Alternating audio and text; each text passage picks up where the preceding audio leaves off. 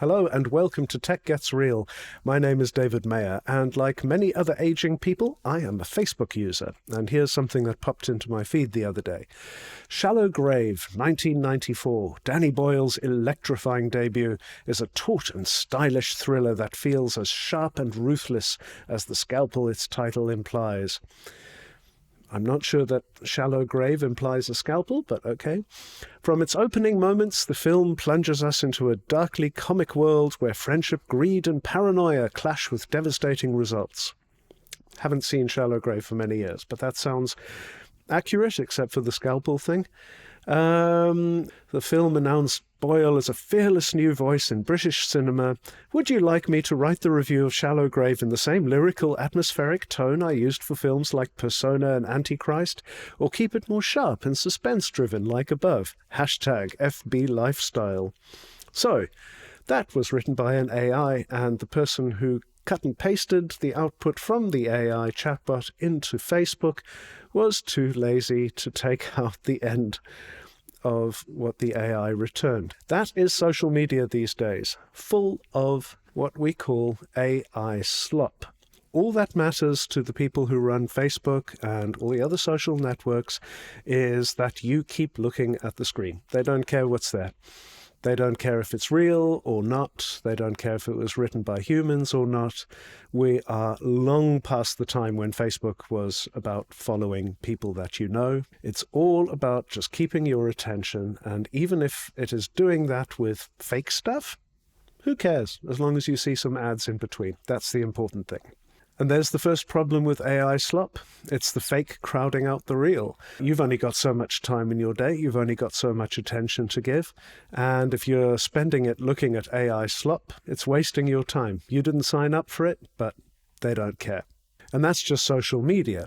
AI content is also starting to take over the wider web, which makes sense because website operators, like social network operators, want your eyeballs. They want you to pay attention. They want you to be there so they can show ads at you and they can make money. By some estimates, about 3/4 of all the content that's going onto the web right now is AI generated, at least in part. Humans are still making stuff. It's just being crowded out. And we're obviously dealing with systemic problems here. These are bad incentives. If you're just trying to get people's attention so you can make money off them, then yeah, it makes sense to completely flood the zone with fake content.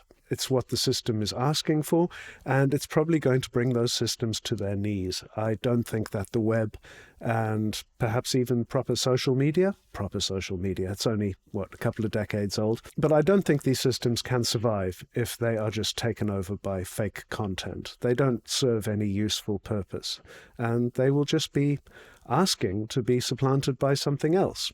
But the underlying problem in these examples is really laziness or irresponsibility. And of course, AI fakery can be used for much more targeted, deliberate, nefarious deeds, like cybercrime, for example. Take a recording of somebody's voice, use it to generate a fake recording of them saying something like, "Please, Mum, send over $10,000 immediately or I'll have my toes cut off." Whatever.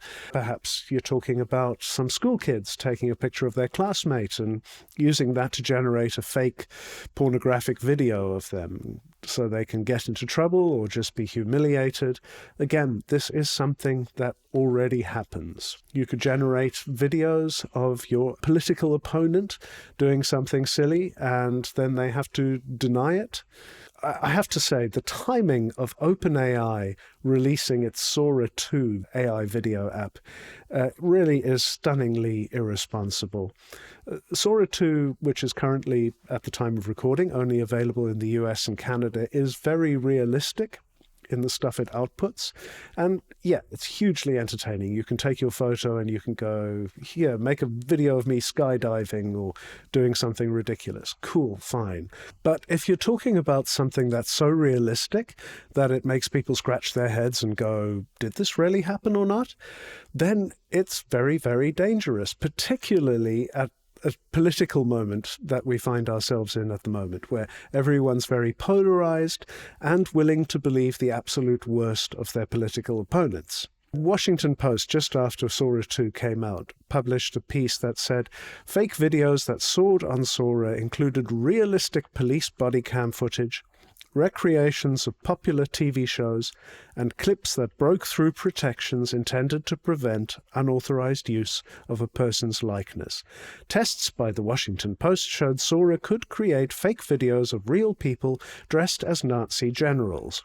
But my biggest worry is that AI slop and AI fakery is going to finally destroy what is left of the public discourse. And what I mean by that is when mass media came about, broadcast in particular, then everyone was kind of having the same conversation. Everyone was on the same page. We were all talking about the same thing. Social media already started to change that. It eroded the common conversation because it didn't show us all the same thing. Everyone started to see things that were suggested by the algorithm, which was trying to keep our attention as much as possible. So it was very targeted at the individual. It was all about advertising. And already we stopped talking about the same things. You might be talking about the same subject, but it was framed in a very different way than somebody else might be seeing it. And then along comes AI slop or AI fakery, and I'm worried it's going to put the final nail into the coffin of public discourse. Because who has the time to spend all day figuring out whether each piece of information is real or not? If anything can be faked, then nothing is reliable. And if nothing is reliable, then the normal human reaction is basically to shut down, to give up. We've seen this in Russia. There's a really, really good book by the British journalist Peter Pomerantsev, who used to work in the Russian media in the early days of Vladimir Putin's regime. And the book is called Nothing is True and Everything is Possible. The big thing that I took away from reading that was that, unlike the Soviets before him, Putin wasn't so much interested in trying to construct a big fake reality as he was in just trying to blast people with uncertainty the whole time, so that they just gave up and they were easily led, went with the flow.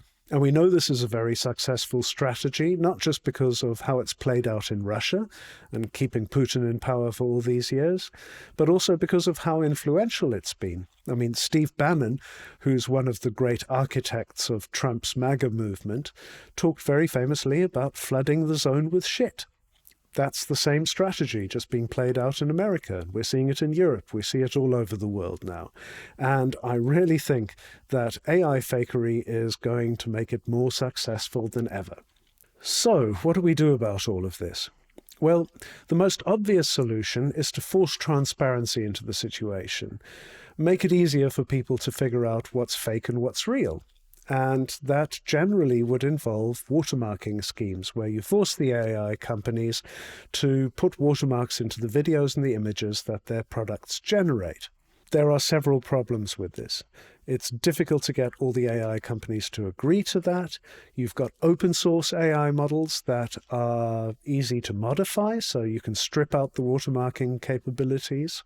And perhaps most troublesome of all, it's pretty easy to strip the watermarks out of the videos and the images themselves, especially using AI tools. And that really leaves media literacy as our main defense. We've just got to become smarter on an individual level about what's fake and what isn't. And it used to be the case, just a year or two ago, that you could look at an image and count the fingers on the hand, look at how smooth the skin was, and pick up these visual telltale signs of fakeness. But that's going out the window. These new tools are just too good at generating realistic-looking stuff. So we have to think about things like, am I being shown this because I'm likely to believe it? Is it too good to be true? I've got a 7-year-old daughter, and it breaks my heart to think that she's going to grow up in a world where she's got to mistrust everything that's placed in front of her. And I just really hope that we figure out mechanisms, technical, societal, whatever, to deal with this, because we have to. This is going to break society if we do not. And that was today's episode. Maybe not the most hopeful note to be ending on, but it's realistic. If you have thoughts about how we should be dealing with the problem of AI slop and fakery, then drop them in the comments below if you're watching this on YouTube. And if you are listening on one of the podcast platforms, then why not send me an email to david@techgetsreal.com. We'll have to figure this all out together, and I will see you next week.